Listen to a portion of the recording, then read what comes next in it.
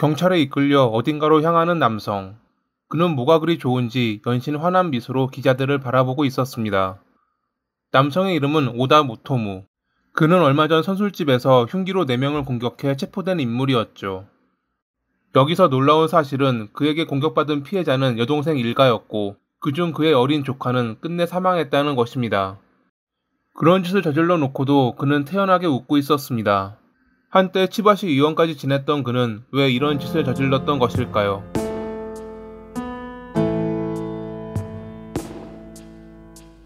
1972년 5월에 일본 치바현에서 태어난 오다는 유명한 음악대학 중 하나인 도오 가쿠엔 대학 성악과를 졸업한 오페라 가수였습니다. 2001년에 그는 음악을 더 공부하기 위해 이탈리아로 넘어가 국제음악원을 수료했고 귀국 후 여러 콩쿠르에 입상하며 두각을 드러냈죠. 그랬던 그가 2009년에 치바시의회 보궐선거에 출마합니다.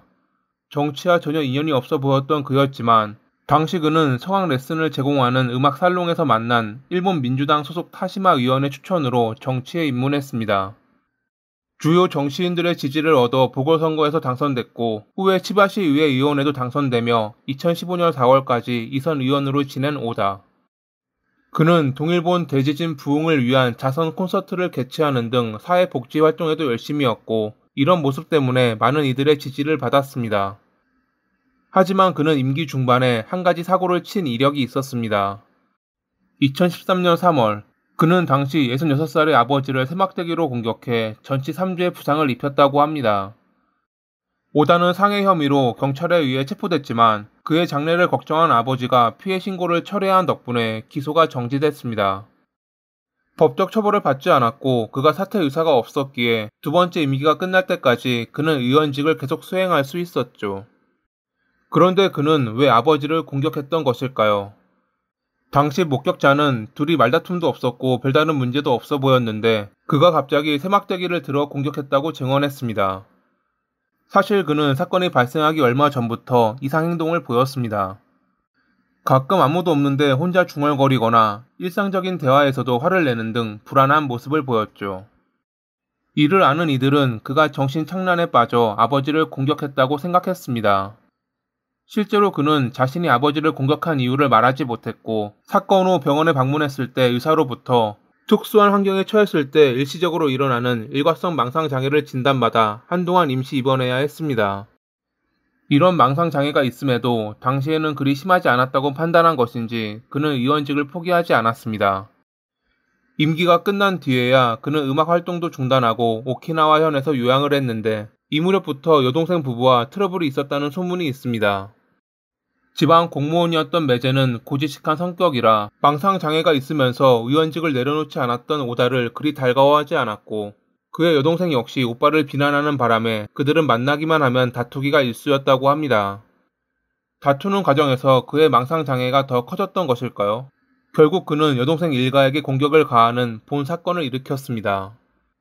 2018년 5월 13일 오다는 자신의 생일을 핑계로 선술집을 예약해 여동생 일가 4명을 초대했습니다. 그리고 잠시 뒤 그는 미리 준비해둔 흉기를 가방에서 꺼내 그들을 공격했죠. 처음 공격을 받은 매제는 허벅지에 부상을 입었음에도 장녀를 보호하기 위해 몸을 날렸고 이 때문에 더 큰 부상을 입었습니다. 하지만 흉기를 들고 난동을 부리는 그를 막기란 쉽지 않았고 결국 여동생이 끌어안은 차녀를 제외한 일가족 3명이 큰 부상을 입었습니다. 가장 부상이 심했던 장녀는 끝내 사망했죠. 잠시 뒤 체포된 그는 조카의 머리를 쓰다듬으려 했는데 조카가 싫어했고 그것을 본 매제도 뭐라 하길래 화가 나 그랬다 라고 범행 이유를 밝혔지만 나중에는 원래 4명 다 죽일 계획이었다 라고 말을 바꿨습니다. 마지막에 그가 했던 말처럼 범행 전 미리 흉기를 준비했으니 이는 계획적 살인일 가능성이 높아 보였습니다.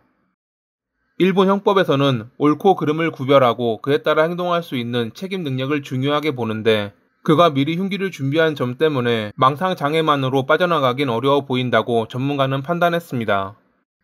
하지만 검찰은 심신상실로 인해 형사 책임을 물을 수 없다며 불기소 처분을 내렸고 이 때문에 많은 비난을 받았습니다.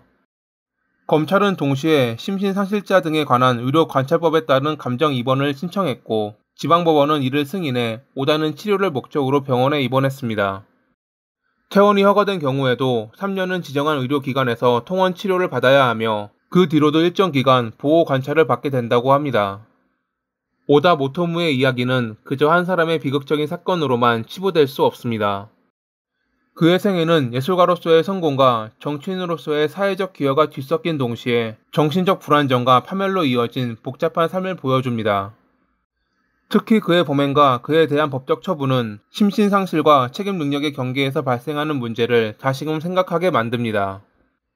이 사건은 사회가 정신건강 문제를 어떻게 다뤄야 하는지, 그리고 그로 인한 피해를 어떻게 최소화할 수 있을지 중요한 질문을 던지고 있습니다. 모든 범행을 막을 수는 없지만 피해를 최소화하기 위한 노력이 지속적으로 강구되길 바라며 이만 마칩니다. 오늘도 시청해주셔서 감사합니다.